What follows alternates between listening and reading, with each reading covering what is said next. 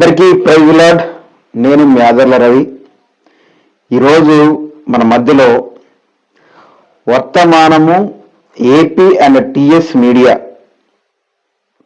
మరి వహిస్తున్నటువంటి మన మనోహర్ గారు నాతో ఉన్నారు. చాలా కాలం నుంచి మన ఆదర్ల రవి న్యూస్ ఛానల్లో ఆదర్ల రవి అనే ఒక క్రిస్టియన్ వేదిక మీ అందరికీ తెలుసు.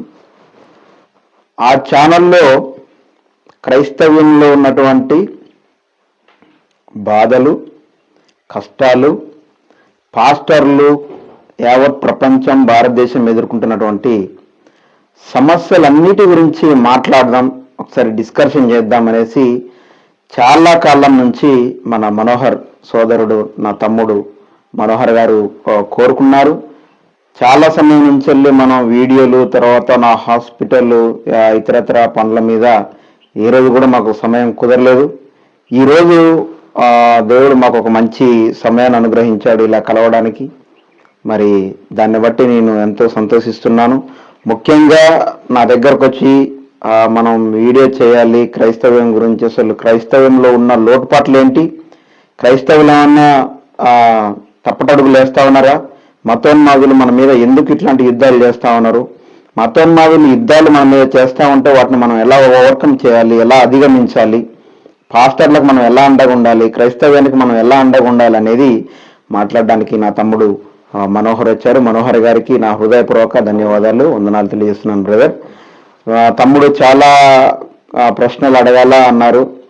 మరి ఆ ప్రశ్నలకు నాకు సాధ్యమైతే తెలిసినంత వరకు ఆన్సర్ చేయడానికి నేను సిద్ధంగా ఉన్నాను. ఈ సమయాన్ని తమ్ముడు తీసుకోవాల్సిందిగా ప్రేమతో కోరుతున్నాను. అందరికీ వందనాలు. ఈ ఛానల్ చూస్తున్న ప్రతి వారికి కూడా వందనాలు. అదే రీతిగా రవణ గారికి కూడా వందనాలు. అన్ననే మేము ఫోన్ చేసి అడిగినప్పుడు అన్న స్పందించడం జరిగింది. క్రిస్టియానిటీలో కొన్ని విషయాల పట్ల మేము అన్నతో మాట్లాడాలని మేము తలంచి ఉన్నప్పుడు మా రక్షణ వర్తమానం అనే పత్రిక ద్వారా అన్నని నేను మీట్ అవ్వడం జరిగింది. మొదటిగా అన్న నేను క్వశ్చన్ అడగాలని నేను భావిస్తూ ఉన్నాను. ఎందుకంటే అన్న క్రిస్టియానిటీలో ఉండి అనేక మంది మీద పోరాటం చేస్తూ ఉన్నాడు. అది మాకు సంతోషంగా ఉంది. అన్నని ఒక క్వశ్చన్ నేను అడగాలని సందేహంలో ఉన్నాను. అన్న మీరు మాకు జవాబు ఇస్తే బాగుంటుందన్న ఆలోచన మీద నేను అడుగుతా ఉన్నాను. క్రైస్తవ పోరాటంలో మీ ముఖ్య ఉద్దేశం ఏమిటి? అసలు క్రైస్తవ పోరాటంలో మొట్టమొదటిగా క్రైస్తవుల కోసం పోరాటం చేయడానికి ముందు నేను ఒక డాక్టర్. ఫస్ట్ ఆఫ్ ఆల్ డాక్టర్గా ఉంటూ కూడా క్రైస్తవ్యంలో జరుగుతున్నటువంటి ఆటుపోట్లను ఎదుర్కొనడానికి రావడానికి ప్రధాన ఉద్దేశం ఏంటంటే, హాస్పిటల్లో ఉండి ఒకరోజు ట్రోల్ చేస్తూ ఉన్న వీడియోలు, పేషెంట్ చాలామంది ఉన్నారు, వీడియోలు ట్రోల్ చేస్తూ ఉంటే ఒక హిందూ మతోన్మాదులు పాస్టర్లని అతి భయంకరంగా కొట్టిందే కాక వాటిని వీడియోలు తీసి ఫేస్బుక్లో, యూట్యూబ్లో అప్లోడ్ చేస్తూ ఉన్నారు. ఎంత దారుణం ఇది! అసలు భారతదేశంలో ఒక లౌకిక విధానం ఉంది, ప్రజాస్వామ్య దేశం, మత స్వేచ్ఛ ఉంది, రాజ్యాంగం మనకి ఇన్ని అవకాశాలను కల్పించింది. ఆ విషయాలన్నీ మరిచిపోయి మూర్ఖులు చాలా దౌర్భాగ్యంగా పాస్టర్లను కొట్టి యూట్యూబ్లో, ఫేస్బుక్లో పెట్టడాన్ని చూసి, గతంలో మనకు కూడా ఒక చరిత్ర ఉంది. రౌడీలతో దిగా, రౌడీజం చేశా, నక్సలర్లతో తిరిగా, నక్సలిజంలో తిరిగా, తుపాకులు పట్టినాం, గన్నులు పట్టినాం, కత్తులు కటార్లు పట్టుకొని రోజు బ్యాగు సంకలకు వేసుకొని తిరిగి, ఎక్కడైనా కొంచెం ఇబ్బంది జరిగితే ఎవరిని మర్డర్ చేయాలా అని చూసిన ఒక ఆ రోజులు ఉన్నాయి. వాటినన్నిటిని మర్చిపోయి హాస్పిటల్ పెట్టుకుంటూ వాట్సాప్లో ఫేస్బుక్లో, యూట్యూబ్లో ట్రోల్ చేసుకుంటూ పోతా ఉంటే పాస్టర్ల పైన ఈ దాడులు చూసి, అరే మనం చేయలేమా ఈ పని, వాళ్ళు ఎందుకు కొడతా ఉన్నారు, మనోళ్ళని ఎందుకు చంపుతా ఉన్నారు, ఎందుకు తిడతా ఉన్నారు, మనం కూడా ఏదైనా చేయొచ్చు, మనకి ఇంత బ్యాక్గ్రౌండ్ ఉంచుకొని మనం ఎందుకు క్రైస్తవ్యం ఇంత ఇబ్బంది పడతా ఉంటే చూడాలనే ఉద్దేశంతో నేను క్రైస్తవ్యంలోకి రావడం జరిగిందనమాట. క్రైస్తవ్యంలో ఈ పోరాటాన్ని ఇలా కొనసాగించాను నేను. అంటే మీరు డాక్టర్ కదా, మీరు అసలు స్టార్టింగ్ నుండి చర్చికి వెళ్తూ ఏ రీతిగా వీటి మీద స్పందించాలన్న ఆలోచన మీకు కలిగింది అసలు మొదటిగా? నేను క్రైస్తవుడిగా ఉన్నా, కానీ క్రైస్తవుడిగా ఉన్నా కూడా అదేదో ఆదివారం చర్చికి వెళ్ళడం, శుక్రవారం చర్చికి వెళ్ళడం, అసలు నాకు తెలిసి దాదాపు నెలలో ఒక్కసారి కూడా క్రైస్తవునే కానీ ఒక నామకార్థ క్రైస్తవుడుగా, ఇప్పుడు మా మదర్ చాలా భక్తిపరురాలు, 24 గంటల్లో దాదాపు ఒక 20 గంటలు గంటకు ఒకసారి ప్రార్థన చేస్తానే ఉంటుంది, అందరి కోసం ప్రార్థన చేస్తూనే ఉంటుంది. ఎట్లాగో మా అమ్మ అంత భక్తిపరురాలు కదా అనే ధీమాతోటి నేను బయట రాజకీయాలు, రౌడీజాలు, ఉద్యమాలు ఒక వీటిని చేస్తూ ఒక 10-20% హాస్పిటల్లో డాక్టర్గా చేస్తూ ఇట్లా చేస్తా ఉన్నా. కానీ ఎప్పుడైతే క్రైస్తవులు ఇట్లా చేస్తా ఉన్నారని నేను చూశానో యూట్యూబ్లో, ఫేస్బుక్లో, మనకి అంతకంటే వాళ్ళకంటే భయంకరమైన టాలెంట్ ఉంది. ఫ్యాక్షనిస్టులు తెలుసు, మావోయిస్టులు తెలుసు, రౌడీలు తెలుసు. మీకు విషయం తెలపాలి బ్రదర్, ఈ విషయంలో నాకు ఖమ్మం పోతే ఖమ్మంలో ఎవడన్నా లంగా దొంగ ఉన్నాడంటే వాడు నా ఫ్రెండ్. వరంగల్ పోయిందనుకో, వరంగల్లో ఎవడన్నా రౌడీ ఉన్నాడంటే వాడు నా ఫ్రెండ్. అట్లా మీరు ఏ డిస్టిక్ అయినా తీసుకోండి, మీరు అట్లా ఏ డిస్టిక్ తీసుకున్నా ప్రతి ఒక్క డిస్టిక్ లో, ప్రతి ఒక్క మండలంలో ఎవడైనా గాలోడు ఉన్నాడంటే నా ఫ్రెండ్. వాడు రౌడీ కానీ, నక్సల్ కానీ, లేకపోతే వాడు ఇంకా ఎవరైనా ఉండొచ్చు. వాడు అతి దారుణాలకి రౌడీజం చేసి వాళ్ళని చంపి వీళ్ళని చంపి ఉన్న కేసులలో ఇరుక్కుపోయి జైలు తెచ్చిన వాళ్ళంతా నా స్నేహితులు ఉన్నారు. నేను అదే కోవలో పోయించిన. అరే ఇంత బ్యాక్గ్రౌండ్ ఉంచుకొని నా క్రైస్తవులు ఇబ్బంది పడతా ఉంటే ఎందుకు చూడాలా అనే ఉద్దేశంతో నేను ముందుకు వచ్చిన. మీరు క్రిస్టియానిటీలో ఉన్నప్పుడు మీకు ఇప్పుడున్న సేవకుల మీద మీ ఉద్దేశం ఏంటి? అసలు సేవకుల మీద ఉద్దేశం అంటే ఇప్పుడున్న సేవకులు కూడా ఒక 10% లేకపోతే 1-2% తప్పులు లేకుండా లేవు, ఉండొచ్చు.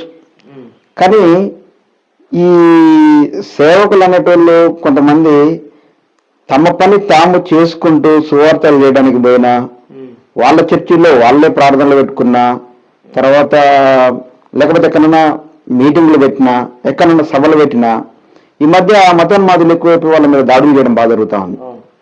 దాన్ని తీవ్రంగా ఖండించడానికి, దాన్ని చికాకులు చేయడానికి ఎవరెవరైతే పూనుకుంటా ఉన్నారో అట్లాంటి వాళ్ళని మనం అణిచివేయడం కోసమే నేను పాస్టర్లకి హెల్పర్గా ఉంటా ఉన్నాను.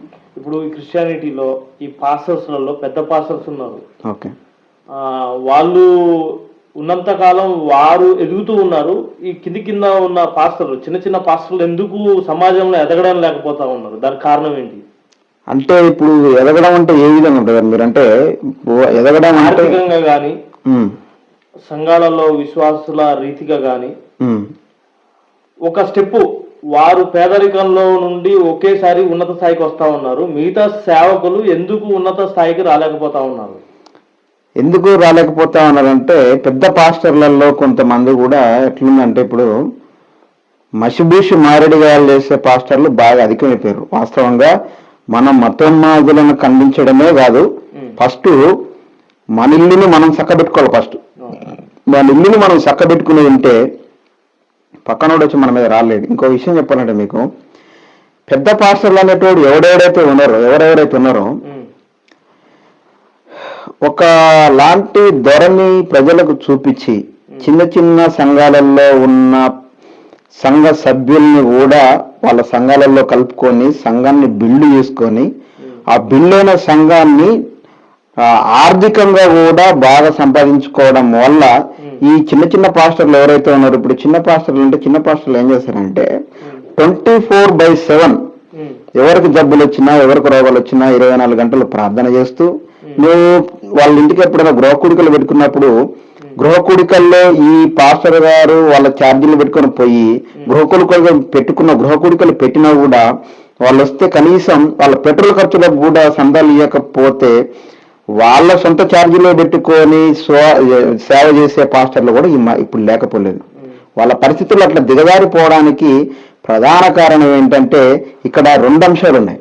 మొదటి అంశం వచ్చేసి పెద్ద పాస్టర్లు, రెండో అంశం వచ్చేసి సంఘ సభ్యులు ఎవరైతే చర్చికి వచ్చే వాళ్ళు ఉన్నారో ఈ విషయాన్ని క్లియర్ కట్ గా అర్థం చేసుకొని సంఘ కాపారిని కాపాడుకోవాలి. ఆర్థికంగా కానీ మానసికంగా కానీ దృఢంగా వాళ్ళని ప్రోత్సహిస్తూ ముందుకు తీసుకుపోలేకపోతే సంఘ కాపరి అనే వ్యక్తిని చిన్న పాస్టర్లు ఎప్పటికీ మోసపోతానే ఉంటారు, నష్టపోతానే ఉంటారు, ఆర్థికంగా కృంగిపోతానే ఉంటారు వాళ్ళు.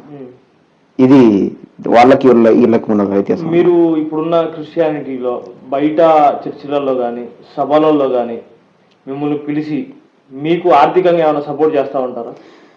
ఇంతవరకు ఒక్క పెద్ద పాస్టర్ అంటే మనం నేనమే కాదు, నాలాగా చాలా మంది పాపం యూట్యూబ్లో మాట్లాడడం కానీ లేకపోతే ఎక్కడైనా సమస్య వచ్చిన దగ్గర పోయి మాట్లాడి పాస్టర్లకి క్రైస్తవ్యానికి సపోర్టర్ ఉన్న ఎవరికి కూడాను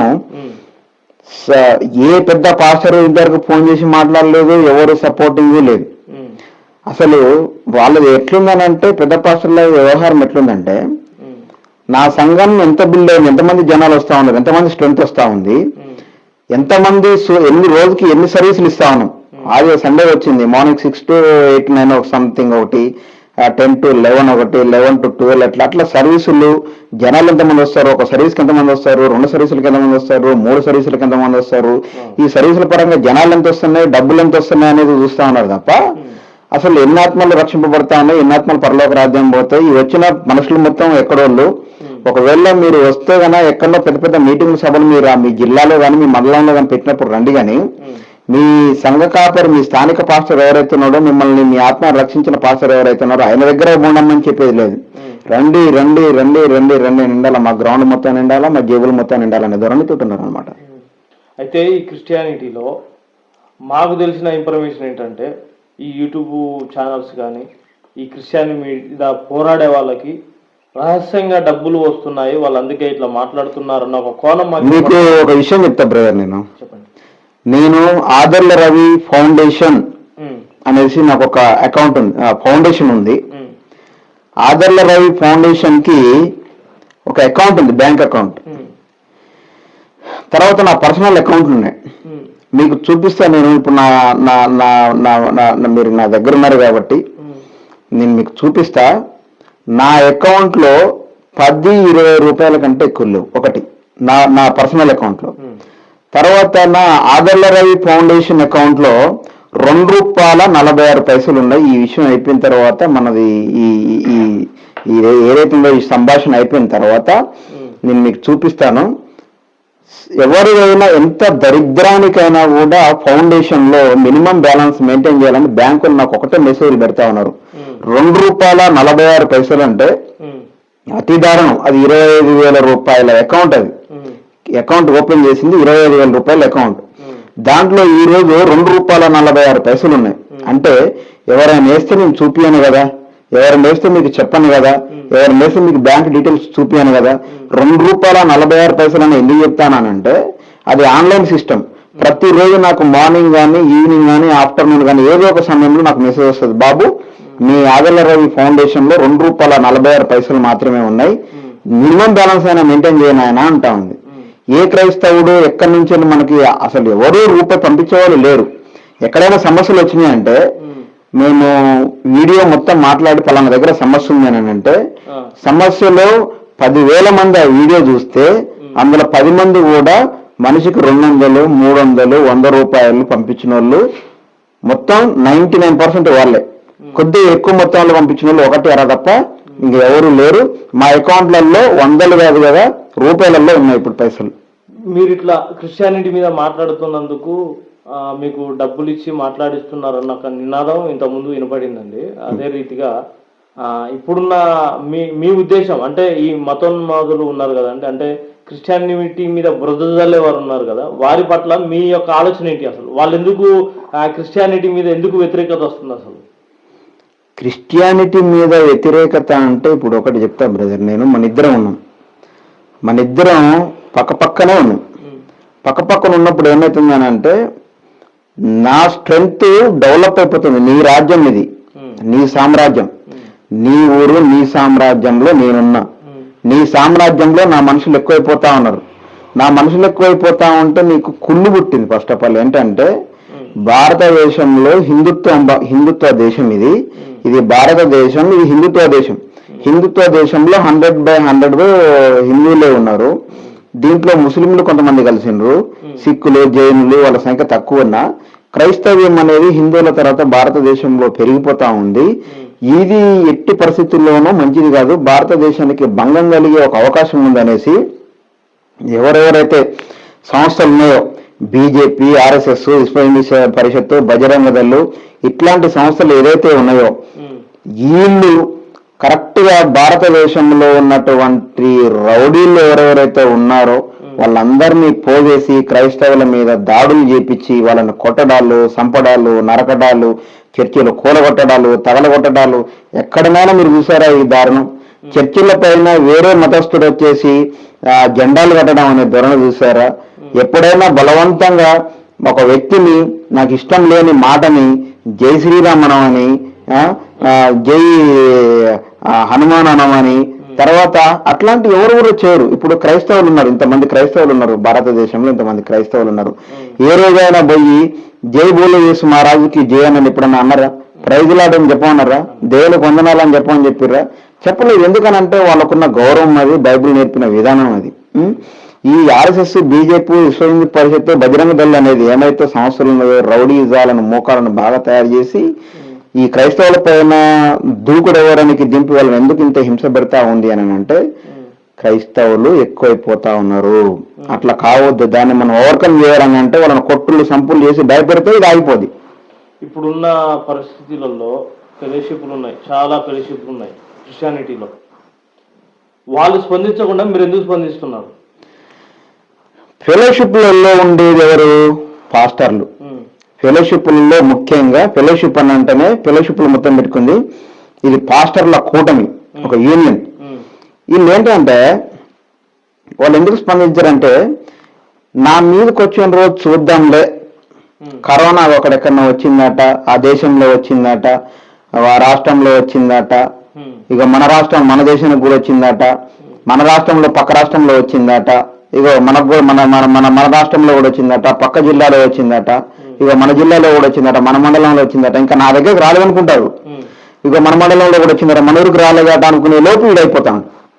అంటే వీళ్ళు ఏం చేయాలంటే పాస్టర్లంతా ఐక్యంగా కూడి ఒక సమస్య వచ్చింది. ఇప్పుడు మీరు పాస్టర్ గారు, నేను ఒక పాస్టర్ గారిని, మీకు నాకు ఏదో రోజు ఒక విభేదం వచ్చింది. ఆ విభేదాన్ని గుర్తుపెట్టుకొని కూడా మీకు ఎప్పుడన్నా సమస్య వచ్చిన రోజు నాలాంటోడు 10 మందికి మతోన్మాదులకు పురుకొల్పి పంపించిన పాస్టర్లు ఉన్నారు. ఆ పాస్టర్లు పట్టించుకోకపోగా ఇట్లాంటి దారుణాలకు కూడా దిగజారిన పాస్టర్లు ఉన్నారు. ఇంకో విషయం ఏంటంటే ఎవడికి వాడే యమున తీరేలాగా నా దగ్గరకు వచ్చినప్పుడు చూసుకుందాములే అనేది ఒకటి, అహంభావం ఒకటి, అహంకారం ఒకటి, మూర్ఖత్వం ఒకటి, బద్ధకం ఒకటి, నా దగ్గరికి రాలేదులే తర్వాత చూద్దాములే అనేది ఒకటి. తర్వాత యూనియన్ లో ఈ ఎవరైతే ఫెలోషిప్లు ఉన్నాయో ఫెలోషిప్లలో నేను రెవరెండ్, నేను బిషప్, నేను అది, నేను ఇది, నేను అది అనేసి వీళ్ళకి హిల్లు హెచ్చించుకొని ఈ యూనియన్లున్నా ఫెలోషిప్లున్నా ఏదున్నా పనికి రాకుండా పోతున్నాయి. కాబట్టి మాలాంటోళ్ళు, నాలాంటోళ్ళు, నేను క్రైస్తవ్యంలో ముందంజలో ఉండి ఫ్యామిలీ ఎటన్నా పోని, పిల్లలు ఎటన్నా పోని, కుటుంబం ఎటన్నా పోని, తల్లిదండ్రులు ఎటన్నా పోని అనేసి ముందుకొచ్చి ఈ విషయాన్ని ఎవరికైతే ఇబ్బందులు జరుగుతూ ఉన్నాయో వాళ్ళ కోసం పోరాడుతూ ఉన్నాం. ఇంకో విషయం ఏంటంటే చాలా మంది ప్రతి చిన్న విషయాన్ని తీసి యూట్యూబ్ లో పెడతా ఉంటారు. ఓ నేను పోయినా ఆడ చేసిన ఇట్లా చేసిన, ఓ నేను ఈడ పోయినా ఇట్లా చేసిన, అట్లాంటి రోజుకి మేము ఇన్ని చేస్తా ఉన్నాం, మీరు చూస్తూనే ఉన్నారు. కానీ ఏ రోజు కూడా నేను సమస్యల పైన మాట్లాడినా కానీ ఓ నేను ఆడికెళ్ళి అట్లా చేసిన, ఓ రోజు ఈడికెళ్ళి ఇట్లా చేసిన అనే అంశాలు కూడా మేము యూట్యూబ్ లో పెట్టట్లేదు. మేము కూడా చూస్తూ ఉంటాం అక్కడక్కడ, అంటే సేవలకి హెల్ప్ చేసినట్టుగా, బియ్యం బస్తాలు ఇచ్చినట్లుగా ఇవన్నీ పెడతా ఉన్నారు. దానివల్ల వాళ్ళకు వచ్చే లాభం ఏంటి అసలు? ఎవరికి? ఇప్పుడు ఒక సేవకుడు ఎవరైనా ఇబ్బందుల్లో ఉండి చర్చి కూలగొట్టినో కాలబెడితేనో అక్కడికి మిగతా సేవకులు వెళ్ళి సాయం చేస్తూ ఉన్నారు. సాయం చేసిన సహాయాన్ని మళ్ళీ యూట్యూబ్లలో పెడుతున్నారు కదా, దానివల్ల వాళ్ళకు వచ్చే లాభం ఏంటి, ఆ నష్టపోయిన సేవకుడికి వచ్చే లాభం ఏంటి? అంటే ఇక్కడ రెండు అంశాలు బ్రదర్. ఒకటి మనం మాట్లాడుకుంటే మనం ఇక్కడ ఫస్ట్ ఆఫ్ ఆల్ బియ్యము డబ్బులు ఇవ్వటం అనేది ఏంటంటే నేను వెళ్ళి దాంట్లో తప్పైతే ఏమన్నా ఉంది అని అయితే నేను అనుకోను. ఎందుకనంటే నేను వెళ్ళి చేసి వచ్చాను. ఒకవేళ నేనే వెళ్ళి చేసి వచ్చాను అనని వాడు అహంకారంతో, అహంభావంతో, లేకపోతే హెచ్చింపుతో ఇచ్చొచ్చినా కూడా అదొకందుకు మేలే. ఎందుకనంటే దాని ద్వారా ఏం జరుగుతుందంటే ఫస్ట్ ఆఫ్ ఆల్ ఎవరైతే ఇబ్బందులు పాలయ్యారో వాళ్ళు ఒకళ్ళు ప్లస్ పాయింట్లోకి వచ్చేస్తారు. రెండోది వచ్చేసి ఏమంటే, ఓహో పలానోడు పోయి చేసి వచ్చాడు, నేను కూడా అట్లాంటి కార్యక్రమం ఒకటి చేయాలి అనే ఒక సదుద్దేశంతో ఇంకొకరు చేయడానికి బాగుంటుంది. తీసుకున్న వాళ్ళు కొంచెం ఆర్థికంగా డెవలప్ అవుతారు, ఇచ్చిన వాళ్ళకి మనశ్శాంతి ఉంటుంది.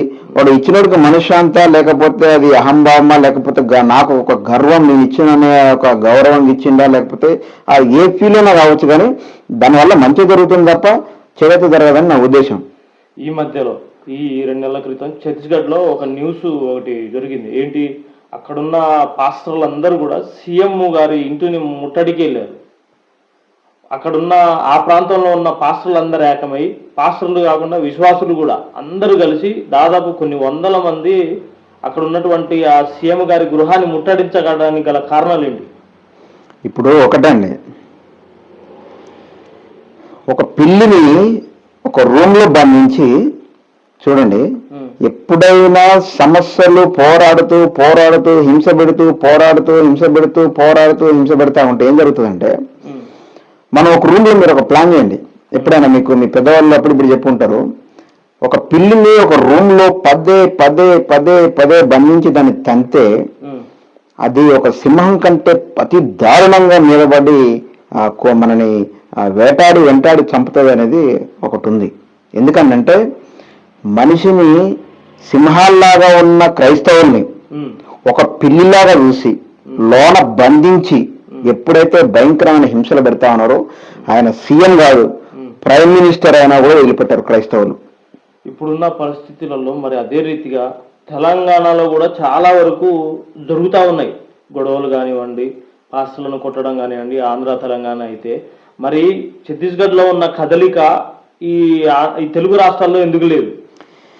తెలుగు రాష్ట్రాలలో చెప్తా ఉన్నా కదా మీకు, అక్కడ తీవ్రత ఎక్కువ ఉంది. వాస్తవంగా చెప్పాలంటే కంపేర్ చేస్తే తెలంగాణకు టు ఛత్తీస్గఢ్కి కంపేర్ చేస్తే ఛత్తీస్గఢ్లో కొంచెం దాని తీవ్రత, దాని టెంపరేచర్ ఎక్కువ ఉంది. తెలంగాణలో లేదని కాదు, ఆంధ్రలో లేదని కాదు. తెలంగాణలో ఉంది ప్రాబ్లము, ఆంధ్రలో కూడా ఉంది ప్రాబ్లం. కానీ తెలంగాణ ఆంధ్ర ప్రజలు, పాస్టర్లు కానీ క్రైస్తవులు కానీ ఇట్లాంటి వాటికి ముందుకు రాకపోగా ఎవడైతే క్రైస్తవ్యం కోసం పోరాడుతా ఉన్నాడో వాడి మీద 4-5 రాళ్ళు రోవటానికి ప్లాన్ చేస్తా ఉన్నారు. ఒక విషయం చెప్తా బ్రదర్, మనం ఇప్పుడు క్రైస్తవ్యం కోసం మేము పోరాడుతా ఉన్నాం. నేను ఒక డాక్టరే, మీకు ఎంతో కాలం నుంచి వెళ్ళి సుపరిచితమే. మనం మన హాస్పిటల్లో ఎన్నోసార్లు మాట్లాడుకున్నాం, మనకంతా తెలిసిన విషయం. మీరు నాకు చాలా దగ్గరలు కాబట్టి నేను ఏ పాడే డాక్టర్ని మీకు తెలుసు.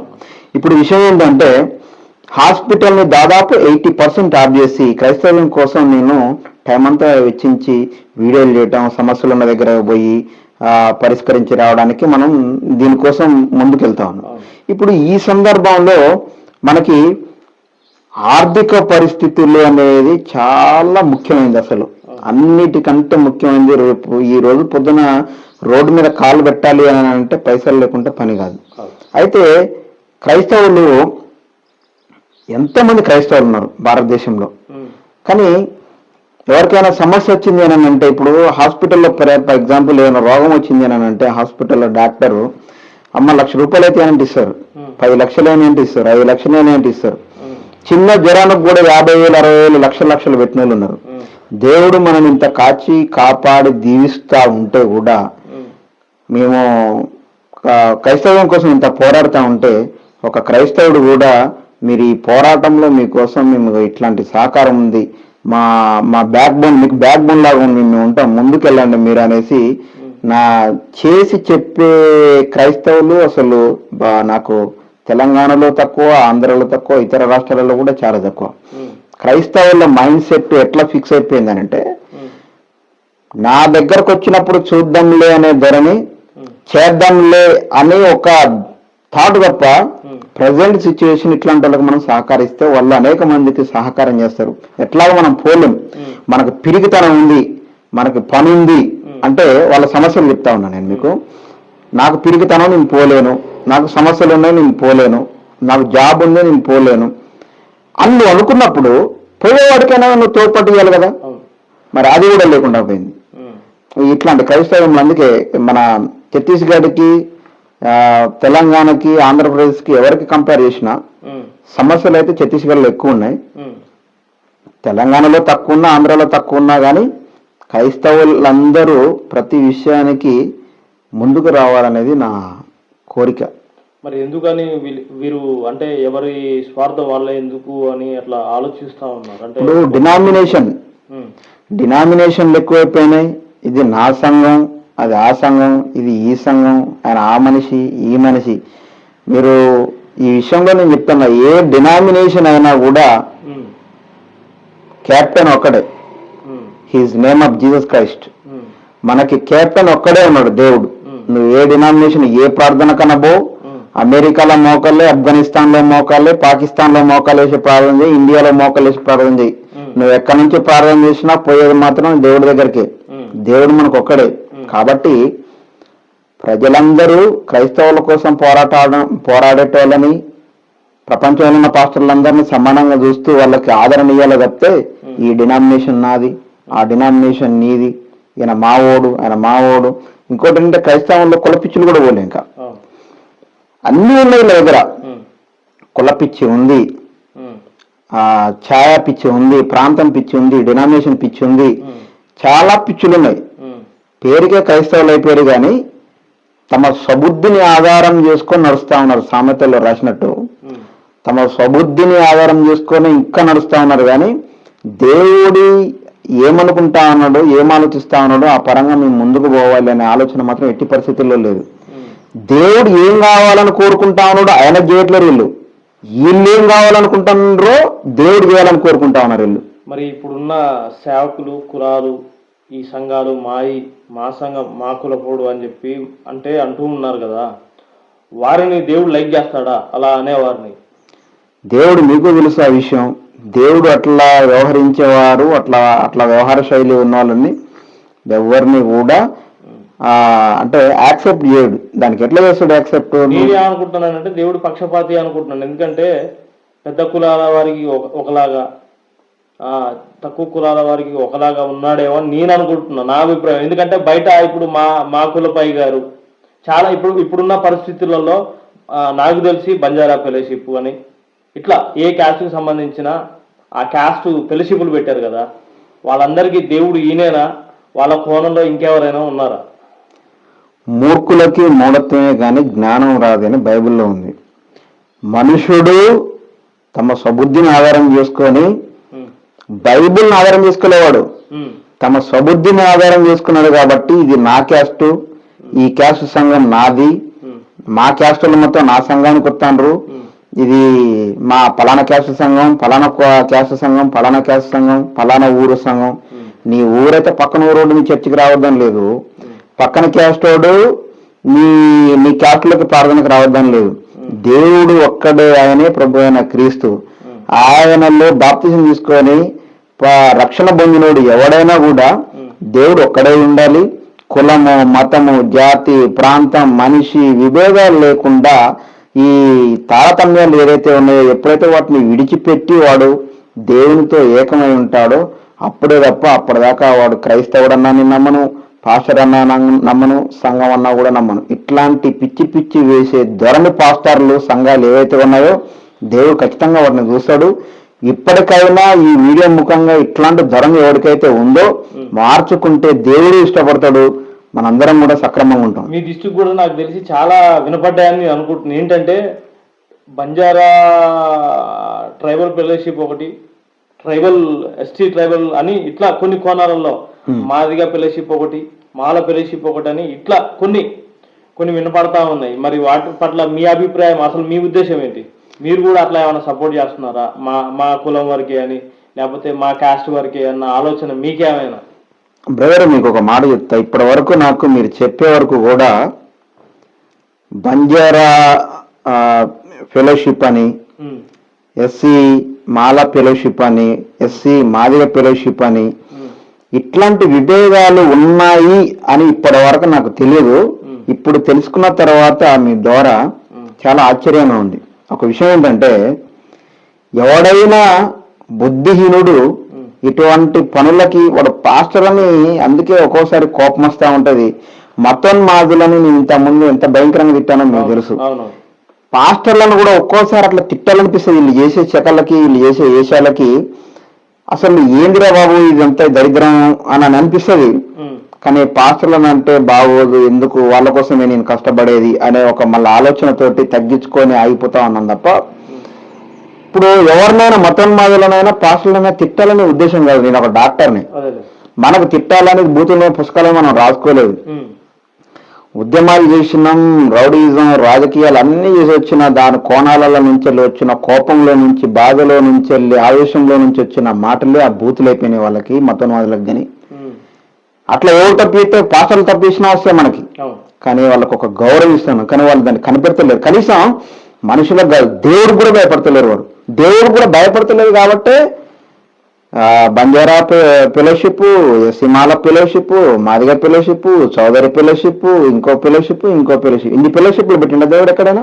నేను ఈ మధ్యలో అంటే క్రిస్మస్ సీజన్లో అక్కడక్కడ సెమీ క్రిస్మస్ పెడతారు కదా, ఆ టైంలో మేము కొన్ని చూసాం ఇట్లా బంజారా క్రిస్మస్ అని, ట్రైబల్ క్రిస్మస్ అని కొన్ని పెట్టి చేయడం జరుగుతూ ఉంది.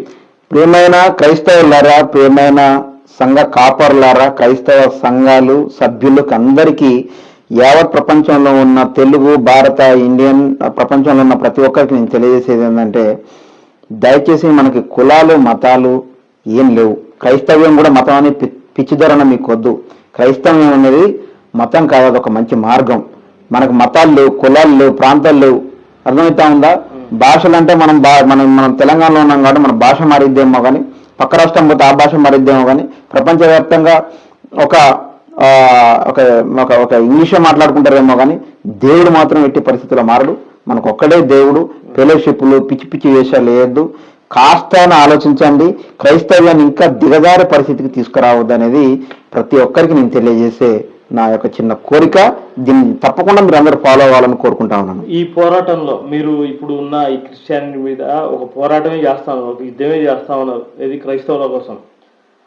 ఈ సందర్భంలో మిమ్మల్ని ఎవరైనా బెదిరియడం కానీ, మిమ్మల్ని అపోహగా గురి చేసి మిమ్మల్ని టార్చర్ చేయడం ఇట్లాంటివి ఏమైనా జరిగాయి మీ అనుభవాలు?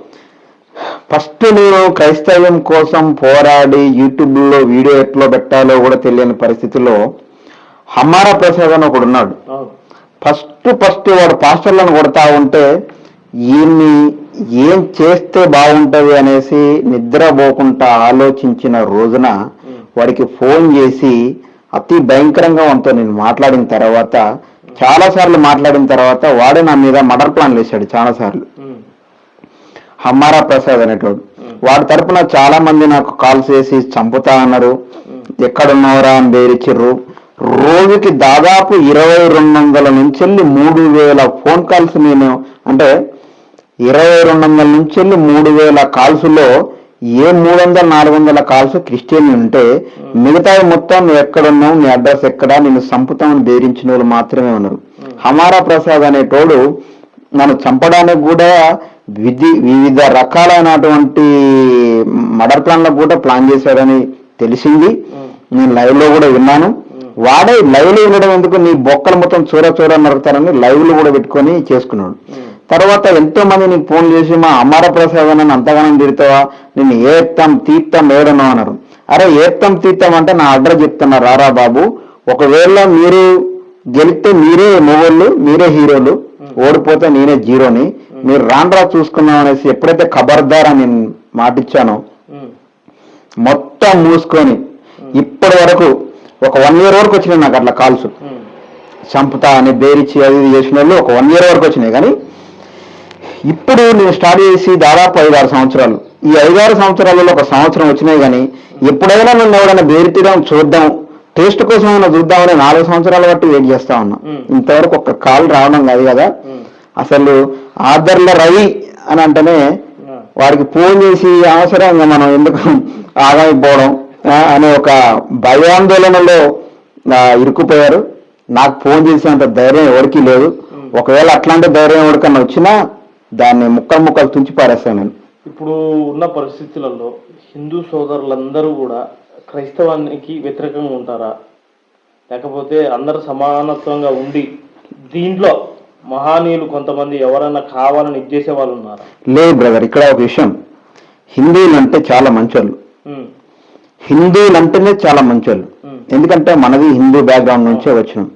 మనందరం హిందువులు, భారతదేశంలో హిందువులు అందరూ చాలా శుభ్రంగా మంచోళ్ళు. కానీ ఇక్కడ జరిగే విషయం ఏంటంటే పని పాట చేతగాక, ఏ పని లేక, గరియాదు నా కొడుకులు ఎవడెవడైతే ఉన్నాడో, రోడ్లమ్మడి తిరిగే ఎదవాళ్ళు ఎవడైతే ఉన్నాడో, పని చేతగాక యూట్యూబ్ వేదికగా క్రైస్తవులను తిట్టి వాళ్ళని హింసించి బాధ పెడితే హిందుత్వం కోసం బాగా కష్టపడతా ఉన్నాడు ఈయన అనేసి బీజేపీ, ఆర్ఎస్ఎస్, బజరంగలు, విశ్వ హిందూ పరిషత్తు వీళ్ళంతా కలిపి ఈ ఎవడైతే గాలిగాలి తిరిగేట వాళ్ళందరికీ యూట్యూబ్ ఛానల్ పెట్టించి క్రైస్తవుల పైన తోలుతా ఉన్నారు తప్ప హిందువులు ఎప్పుడూ చెడ్డోళ్ళు కాదు. మనం చూస్తా ఉన్నాం, మీ ఇంటి ముందే హిందూ ఉంటాడు, మీ ఇంటి వెనక హిందూ ఉంటాడు, మీ ఇంటి పక్కన హిందూ ఉంటాడు, మా ఇంటి పక్కన కూడా అట్లనే ఉంటారు సేమ్.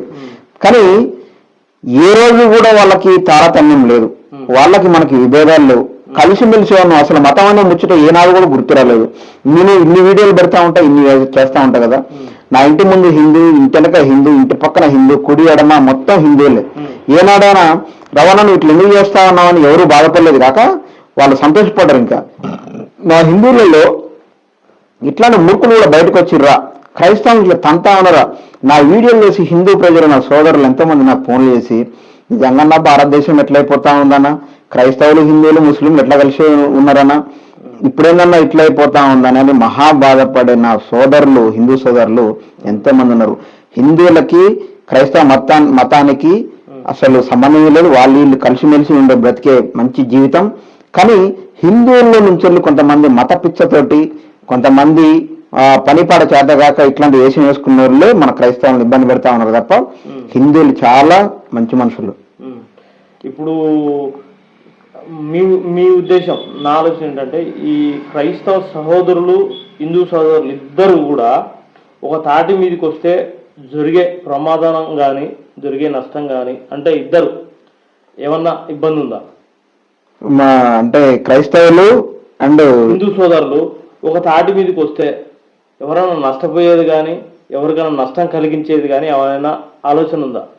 అంటే ఒక తాటిపైకి వస్తే అంటే దీన్ని సక్రమంగా సరిచేయడానికా లేదా కొట్టుకోవడానికా? సక్రమంగా సరిచేయడానికి. మనందరం భారతదేశంలో ఉన్న మనుషులం మనం అన్న ఒక ఆలోచన వచ్చి. ఓకే, ఇది చాలా గుడ్ క్వశ్చన్ బ్రదర్. ఇప్పుడు ఏంటంటే క్రైస్తవుల్లో ఉన్నటువంటి వాళ్ళు, హిందువుల్లో ఉన్నటువంటి వాళ్ళు అందరూ కలిసి ఏకమై మతాల మధ్య మనకి గొడవలు వద్దు, మనం కలిసిమెలిసి బ్రతకాలి, కలిసిమెలిసి ఉండాలి.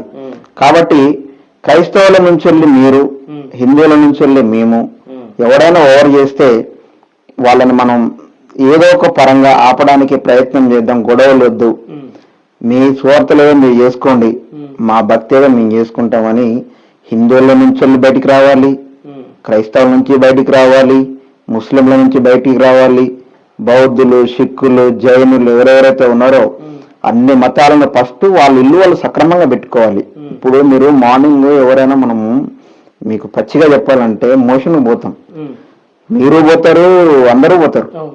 పోయినప్పుడు మీరు క్లీన్ చేసుకోకుండా పక్కనోడు క్లీన్ చేయాలని చూస్తే మీ కంపెనీ బాగా కొడుతుంది కదా.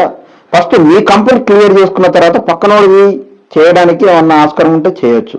ఫస్ట్ మీదే కంపు కొడతా ఉంది, మీ కంపెనీ క్లియర్ చేసుకోండి. ఆ తర్వాత పక్కనోడు కంపు గురించి వాడికి చెప్తే వాడు క్లీన్ చేసుకుంటాడు. రెండు విభాగాలు సమానం అయిపోతాయి. ఇంకో విషయం రవణ, ఇప్పుడు క్రైస్తవ సహోదరులు కానీ, ముస్లిం సహోదరులు కానీ, హిందూ సహోదరులు కానీ మీ అభిప్రాయం ఏంటంటే అందరు కలిసి ఉండడం మంచిగుంటుందా, ఎవరి మతాన్ని వాళ్ళే స్వీకరించడం బాగుంటుందా? నా ముఖ్య ఉద్దేశం, నా యొక్క ఏమంటారంటే నా విషయం ఏంటంటే అసలు భారతదేశంలో కులాలు మతాలు అనే పిచ్చి పోగొట్టుకొని అందరూ కలిసిమెలిసి జీవించాలి. ఫస్ట్ మతాలు కులాలు వదిలించుకొని అందరూ సక్రమంగా బ్రతకాలి, అందరూ సక్రమంగా జీవించాలి, ఒకరి మతాన్ని ఒకరు గౌరవించుకోవాలి. ఇప్పుడు ఫర్ ఎగ్జాంపుల్ బ్రదర్, నేను చాలా సార్లు చాలా మంది నాకు కాల్స్ చేసిన వాళ్ళతో నేను మాట్లాడిన ఈ విషయాన్ని మళ్ళీ మీకు చెప్తా ఉన్నా. నేను మీరు హిందువులు, నేను క్రిస్టియను, మీరు ఒక వ్యక్తి, నేను ఒక వ్యక్తి, మన ఇద్దరం కలిసి కాఫీ షాప్కి వెళ్ళినాం. మీకు కాఫీ తాగడం అంటే ఇష్టం, నాకు హార్లిక్స్ తాగడం అంటే ఇష్టం, ఉమ్. డబ్బులు ఇచ్చేది నేనే. ఆ, మనం వెళ్ళినప్పుడు నేను హార్లిక్స్కి తాగుతా కదా, ఉమ్, నేను మిమ్మల్ని అక్కడికి వెళ్ళిన తర్వాత బ్రదర్ మీరు ఏం తాగుతారు అని అడిగితే మీకు గౌరవం ఇచ్చిన వాడిని అవుతా. ఆ, నేను కాఫీ తాగుతాను మీరు చెప్పారు, నేను హార్లిక్స్, ఉమ్, ఒక కాఫీ ఒక హార్లిక్స్ ఇవ్వమని నేను ఆర్డర్ చేశాను. ఉమ్, కాఫీ ఇస్తే మీరు తాగుతారు, హార్లిక్స్ ఇస్తే నేను తాగుతా. ఆ, ఎందుకు? మీకు ఇష్టమైనది ఏంటి?